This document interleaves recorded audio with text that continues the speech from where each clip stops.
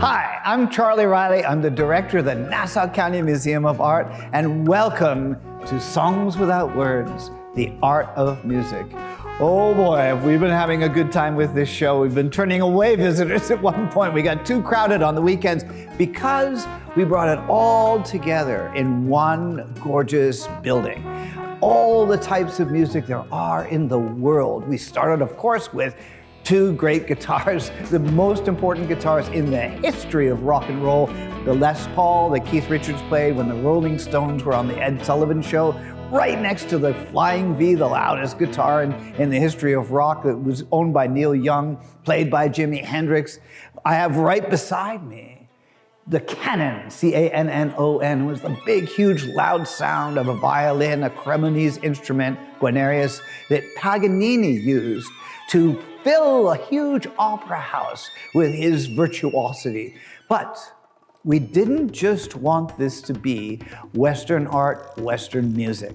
So we found African drums, an Australian didgeridoo, a spruce, for instance, that you use for a solid body sitar, an electric sitar, which we have in the other room, the kind that George Harrison of the Beatles played. So we got into the, shall we call it, the material culture of music.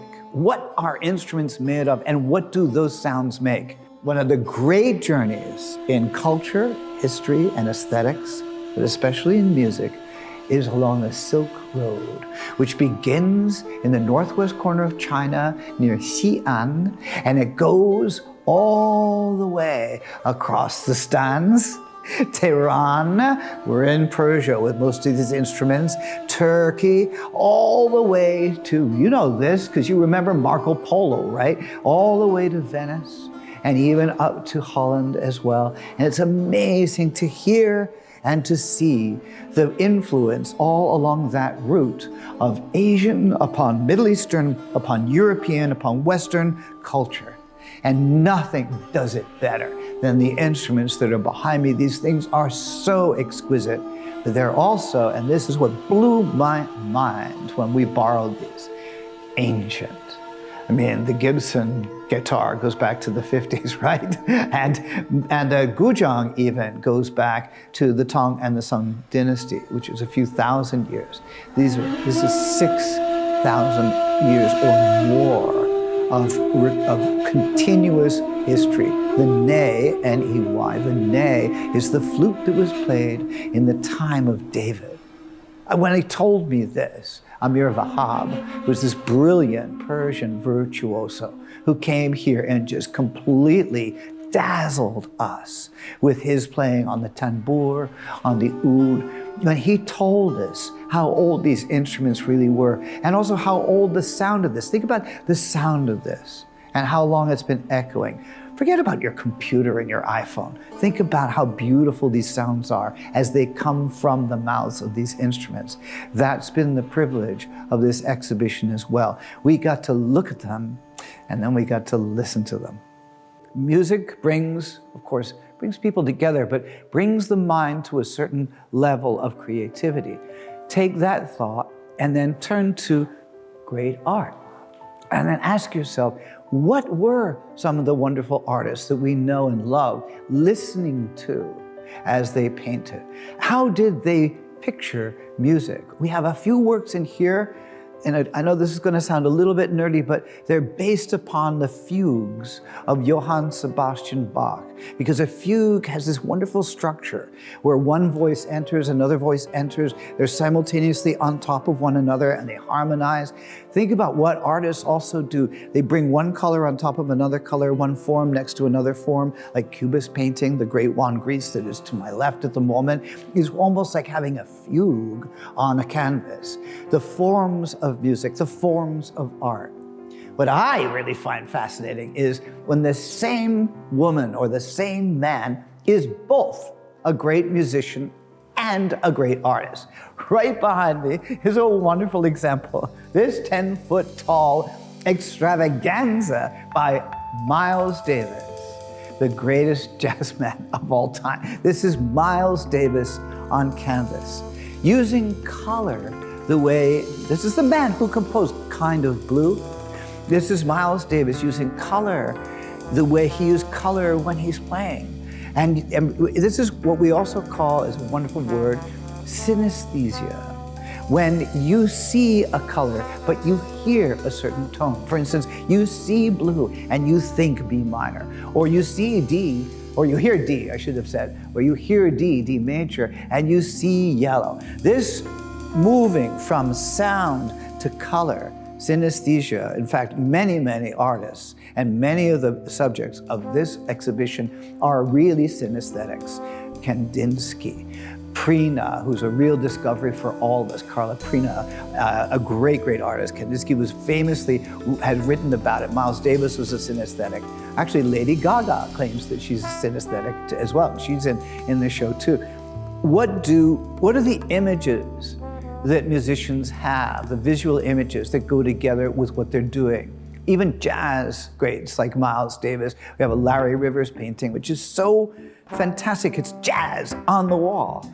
And you can kind of see both the expressive side of it, the colors of it, and also the structure that's behind it, because we all know jazz has a wonderful, almost like Bach, has a wonderful structure.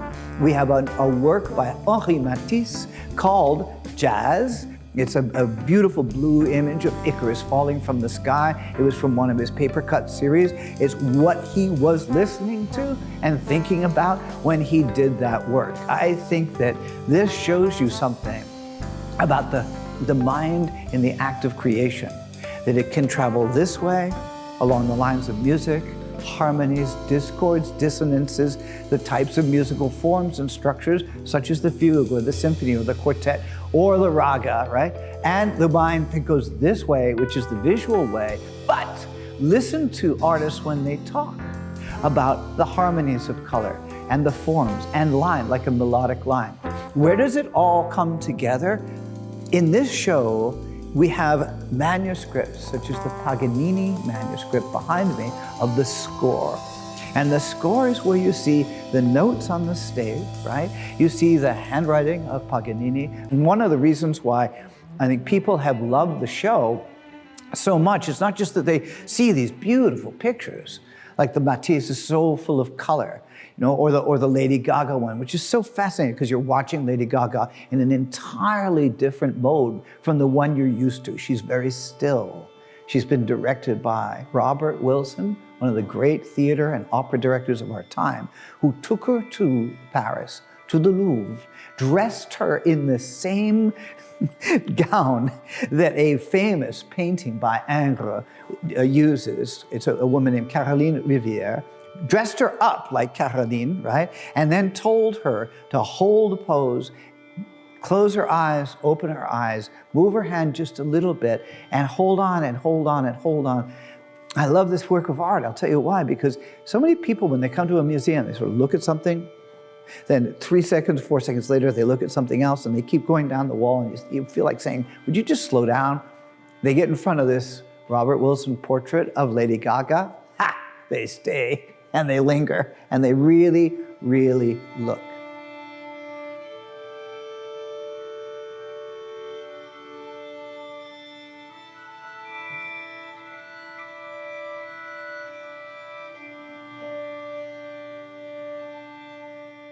We have as well something that I'm terribly proud of in this exhibition, which is the work of young contemporary artists who have thought very, very deeply about not just music and dance, by the way, but also sound itself and its counterpart, its contrast, which is silence.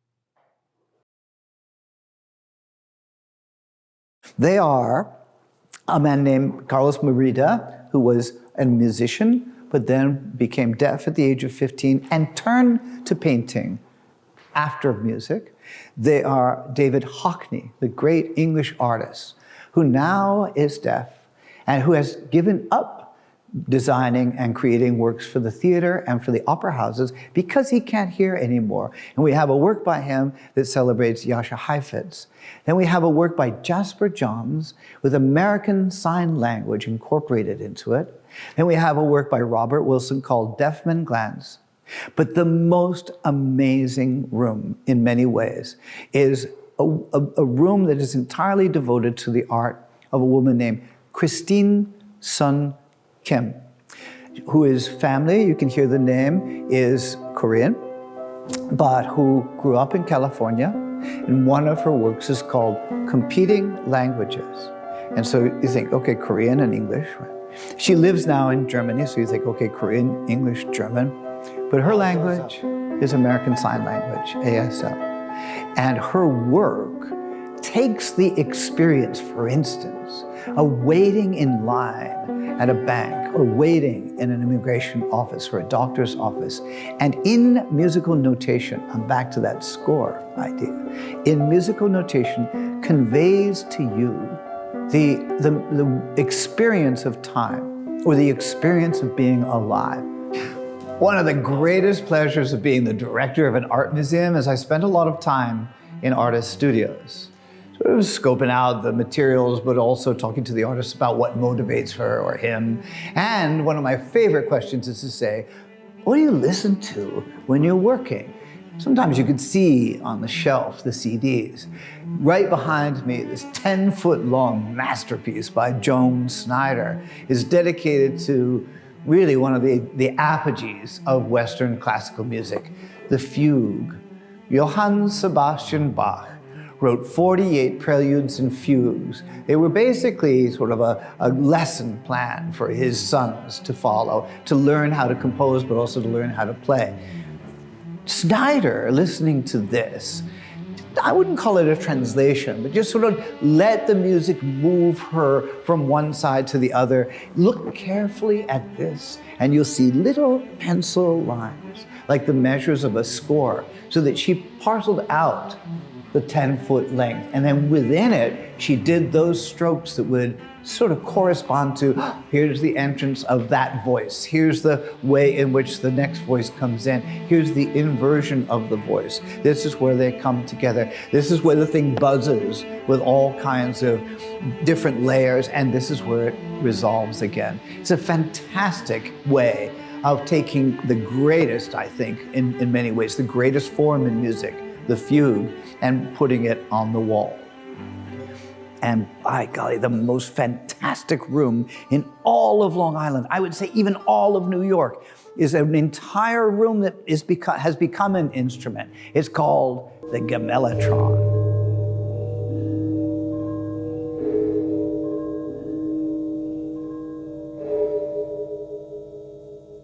What is a gamellatron? It is an automatic gamelan. A gamelan is a percussion orchestra in Bali or in Jakarta, in Indonesia. It is played with hammers on gongs and bells, just like the one you're seeing, by artists who can go for hours. They get into almost like a religious trance. Sometimes they close their eyes, they look up, and they go bing, bing, bing, all for hours and hours. And they're wonderful compositions, like Indian ragas, that can go on and on. They're sort of improvisatory, but they have a basic kernel of rhythm and, of course, a basic kernel of pitches. So let's listen for a second to Aaron Taylor Kufsner's own composition for this room, for this show, for this instrument called the gamellatron.